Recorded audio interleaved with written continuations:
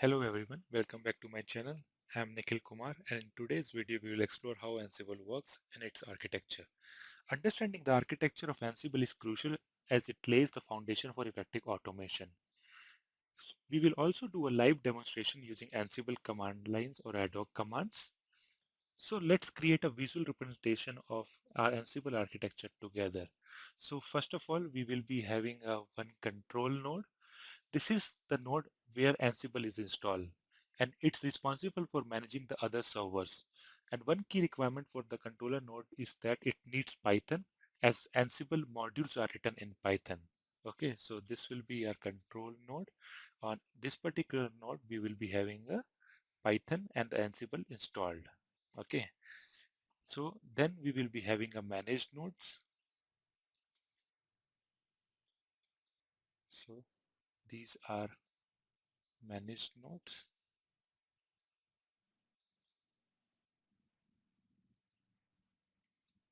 These are the server that Ansible will manage. Okay, and we don't need to install anything on these servers to use Ansible automation.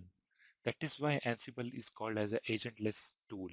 However, Python is mandatory to install on these servers because Ansible modules required Python to execute the task. However, for connecting with these nodes, we need to use some extra packages. So first of all, let's mark this thing as in color coding. Okay, so this is a control node on which we need a Ansible installed.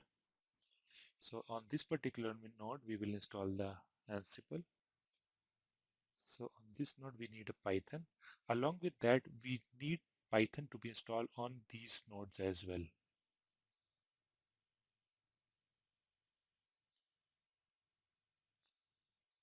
Okay, so what happens? This is a user.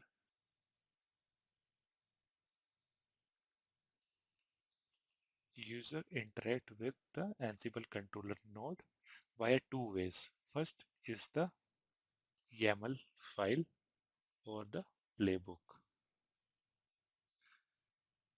Other is the ad-hoc commands, which we are going to cover in this video. This is a standalone command to perform some specific operation on the managed node. Then this particular control node will perform the action on these managed node.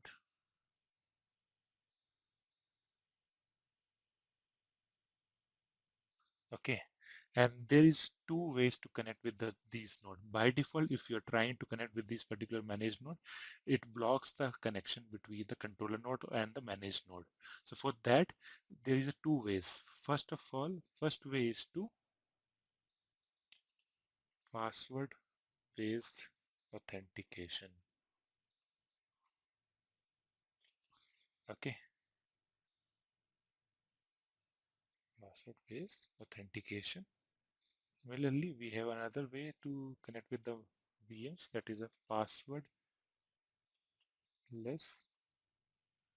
authentication.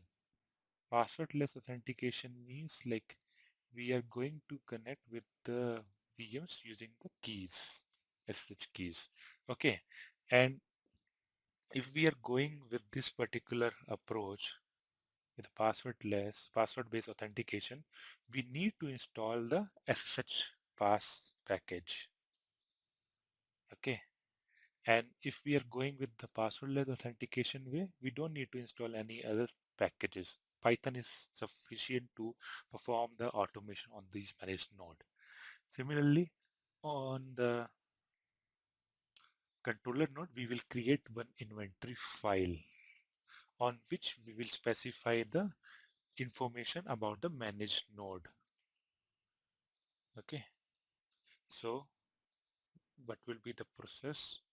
So whenever users like want to connect to the managed node to perform some action, so what a user will does, user will create one Ansible playbook. On that particular playbook, it specifies the node information and the task. Let's take an example of a web server configuration. So if the user want to install the Nginx server on these managed nodes, so user will specify the host information along with the task and the we have already an inventory placed into that. So we will pass the inventory file path along while executing the playbook. So it reads the information from the inventory file and then it executes the task on these nodes. Okay. And if we're using the passwordless authentication, so we don't need any other packages like sshpass.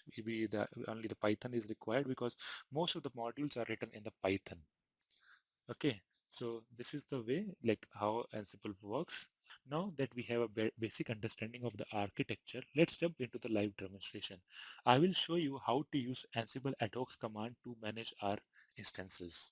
Okay, so in this setup, I already have three instances. That is, one is my controller node, and other two will be my managed nodes. Okay, and I am going with the password-led authentication way. Okay, so this is my Ansible machine on which I have already Ansible installed. Okay, and these are my managed node on which this is the IP address of one of them, and this is another one. So what we are going to do, first we will set up a password-led authentication in between these nodes. Okay, so we will first generate the key. So right now we are generating a SSH key.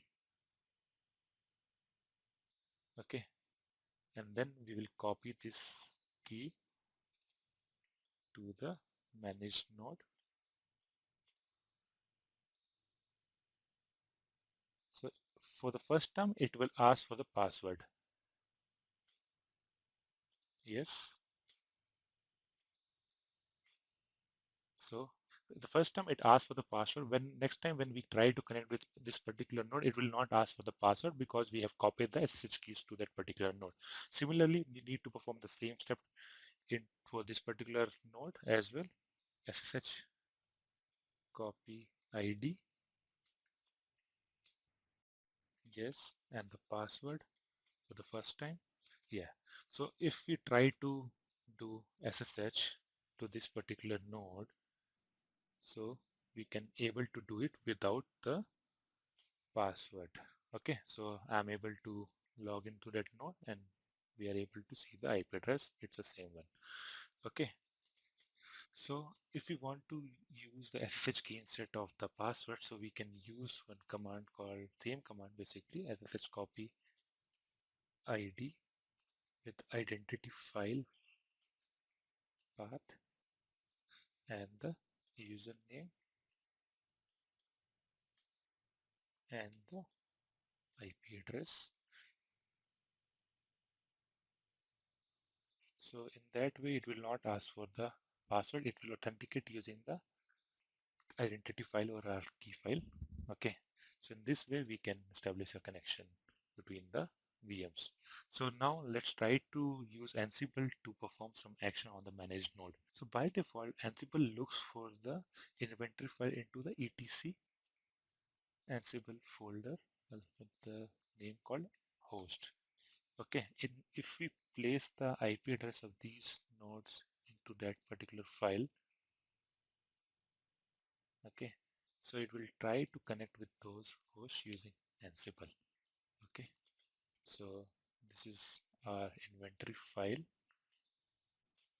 Okay, and if we try to connect with these particular nodes using the Ansible command, so for that we have a command called Ansible all means all the node, whatever the nodes information we have placed into the inventory file. -m means module name and the ping. Ping is to use to check the connectivity between the nodes. Okay.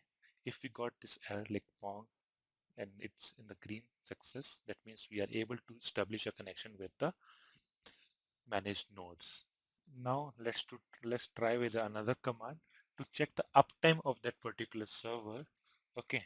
So if we run the same command with the different module name, that is command, and if we use the -a option, that is argument which is being taken by this module.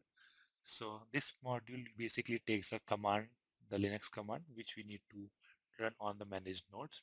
And if we run the command called uptime, okay, So it will show the uptime of this particular server, that is 33 minutes ago.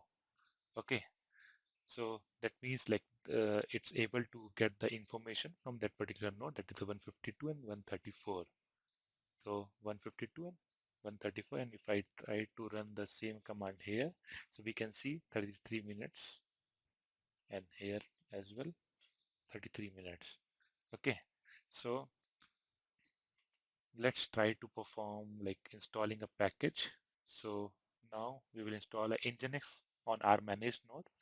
So for that we will be using the command called Ansible all-m. For that we have a module called package, and we have a set of arguments, that is name, means name of the package called Nginx, state is equal to present, means this particular package should be present on those nodes. If we hit enter, it will try to install these packages. So it will take some time because it's trying to install the Nginx web server on both the nodes. And once that particular package got installed, it will show the output like this. So on the one of the node, it got installed, and in the second, it got installed successfully. Okay. And if we try to see that, Nginx got successfully installed. Okay, and let's verify that if the services is running or not. So for that we can run the command called Ansible all with the command module and -a, then the systemctl status of Nginx. So if it comes as a fail because Nginx service is not running, we just install the particular package but service is not get started. So we can run the same command but by changing the status to start. This is the one option. Otherwise, we have another option to perform the similar action, that we can use the Ansible built-in module called service. Okay, and we can pass the argument, that is name of the package service, that is Nginx. State should be started, and we can enable it on the reboot. So for that we can pass the enable equal to yes. So in that way it will start service on those node. Okay, and if we try to hit the same command again, so it will show the status of both the things. It is enabled and system service got started. So how easy to use the Ansible to manage the nodes. Okay, so there is another module which will be very useful going forward for our use cases. Okay, so if we put all -n setup, setup means like it will try to gather all the information about the particular node. Okay, if we hit enter, it will try to gather all the information about that particular node and print on the screen. Okay, so we will do one thing here. So we will just run it on one of the node, and what we are going to do, we are going to create one group called web server,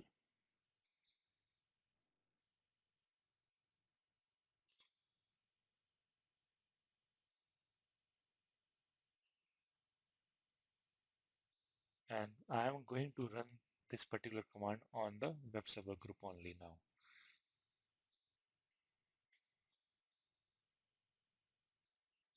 Okay, what I did, I will explain you very quickly.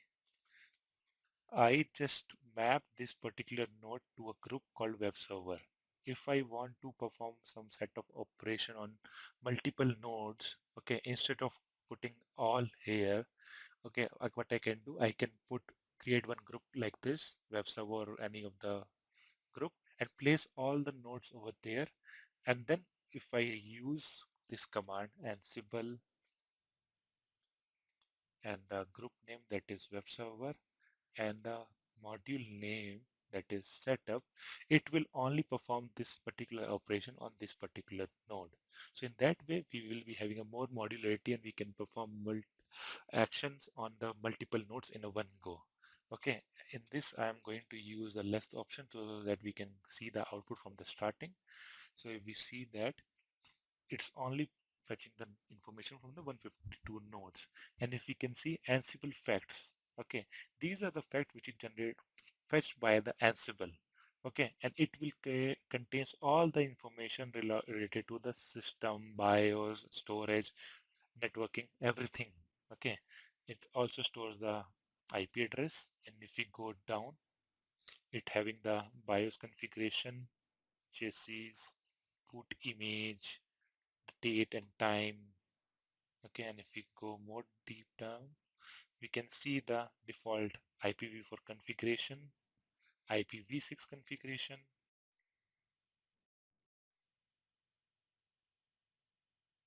whatever the device is, what are the storage capacity.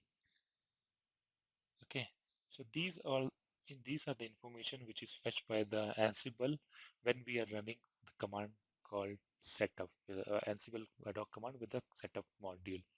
Okay, that's a quick overview how Ansible works and its architecture. We have seen how it is easy to manage servers without needing any agent installed on the managed node. In my next video, we will dive deeper into the creating Ansible playbooks, roles, inventory, utilizing Ansible Galaxy to share and download roles. So stay tuned with me. Thank you for watching. If you found this video helpful, feel free to like, subscribe, and leave any question in the comment section. See you in the next video. Have a nice day.